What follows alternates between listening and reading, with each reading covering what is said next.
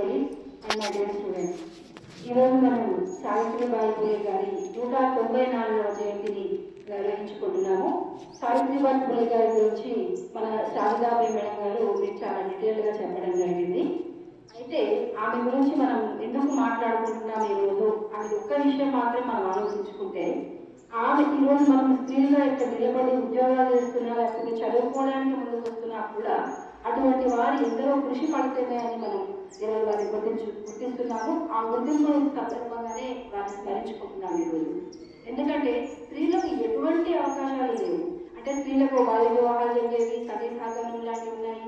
తర్వాత వితంతువుల వివాహాలు కూడా వితంతువులకి అంటే రకాలైనటువంటి సామాజిక దురాచారాలకి గుర్తున్నటువంటి కాలంలో ఒక స్త్రీగా ఆమె అనేకమైనటువంటి బాధల్ని గణిస్తూ అనుభవిస్తూ కూడా స్త్రీ జాతి చైతన్యం కోసం ఎంతో కృషి చేసింది.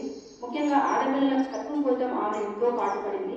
ఆమె స్త్రీ జాతి చైతన్యానికి ప్రతీకగా మనం గుర్తించవచ్చు. నాకు ఈ అవకాశాన్ని కల్పించినటువంటి మేడం గారికి